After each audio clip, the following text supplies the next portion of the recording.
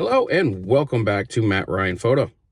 And today I am going to be talking about the Nikon Coolpix P6000. Now this is an older point and shoot camera. It has a 1/123 sensor, or 1/2.3 inch sensor. So it's kind of, your normal size point and shoot sensor that they put into these. It's a CCD sensor, so that's really good. But this would be not like your normal point and shoot camera. I would say this is kind of similar to like the Canon's, the G9, G10 series, where it's kind of a prosumer. It's a digital point and shoot camera designed for the enthusiasts or, professionals, because it shoots in RAW. It has manual features. I mean, you can shoot this completely manual, which is a nice little feature. It's designed with kind of the enthusiast in mind. It's not like one of those little flat digicams that you just click and take some wonderful little snapshots. This has a little bit more to it than just that. And honestly, I don't even know when this came out. I'll put it right down here for you when this came out. I don't even know what the megapixels are. I think it's like 14 megapixels or 12 megapixels, right around there. Either way, I'll put it right down here. It's got a optical viewfinder right here. It's not touchscreen or anything like that, which is fine. It's pretty straightforward in how you use it. You can put it in manual and go full manual on it. You can do aperture priority. You can do, as you can see right here on the dial on the top, you can do program mode, shutter priority. You can do just pretty much automatic. You can also go into a lot of these other different little features, so you can create your own custom settings that you can run. And then, you have GPS mode, where it'll actually, as you can see right here, it has actually GPS built in, which was kind of a common thing back in the day. It was popular. I haven't used it because why would I? But it can track you where you're at, and then when you upload them into like Lightroom, it'll sit there and it'll put the locations of where the photos are taken. So it's kind of neat. It's a neat little bonus feature. The CCD sensor on here is just wonderful. It takes wonderful color photos. It takes wonderful, as you can see, I have this set into black and white on the viewfinder because a lot of times I use this for just black and white photos, which I will do today. But I'm shooting in RAW, so I'm getting both. I'll get the black and white JPEG, and I'll get the RAW, which will be just in color, so I can show you that I can show you both photos, actually, which is nice.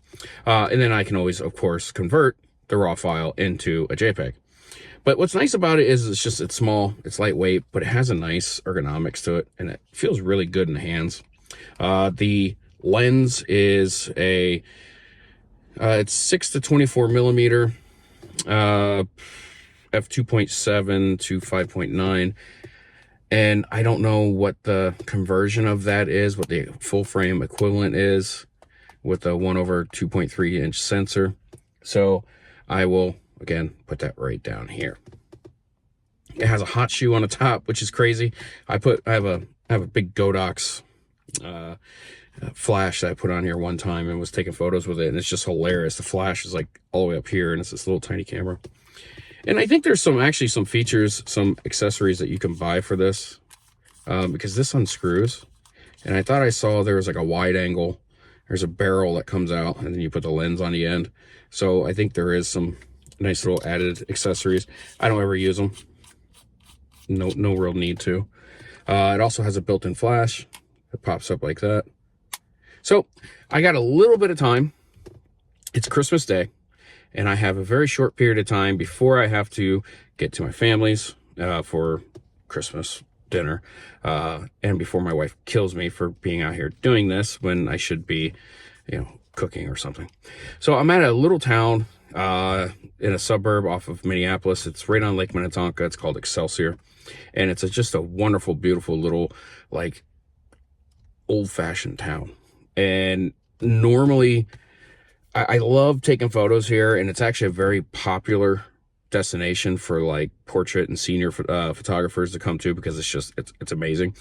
But it's always packed. I mean, jam freaking packed But being that today is, of course, Christmas, it's empty. There's nobody here. So there's some really cool little like Christmas displays that they have, some of these storefronts and stuff like that. So I'm going to get some Christmassy type photos and I'm going to share them with you. And all I'm using is this Nikon. So it's going to go right into my pocket. And I'm going to pull it out. I'm going to walk the street and you're going to come with me and I'm going to take some photos and we're going to have some fun and happy holidays.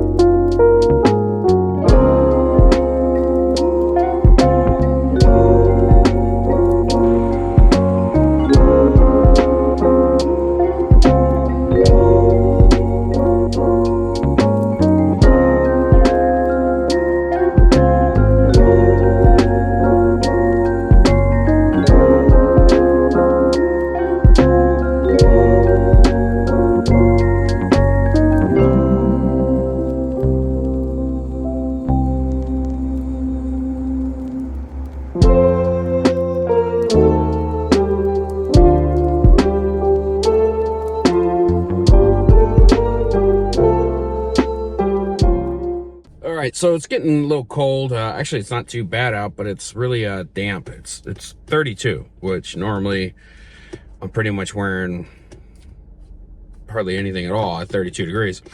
But it's really damp and cold, a little windy. It's just really cold.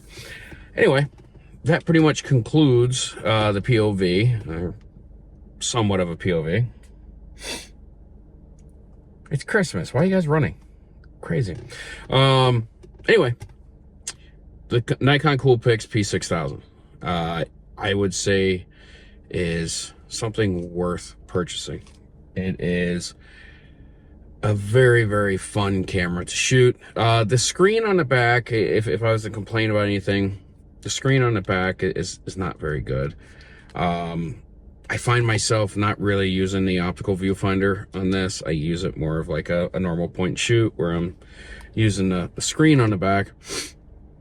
I would say this one, the screen on this one's a little weird, and maybe you can kind of see it here.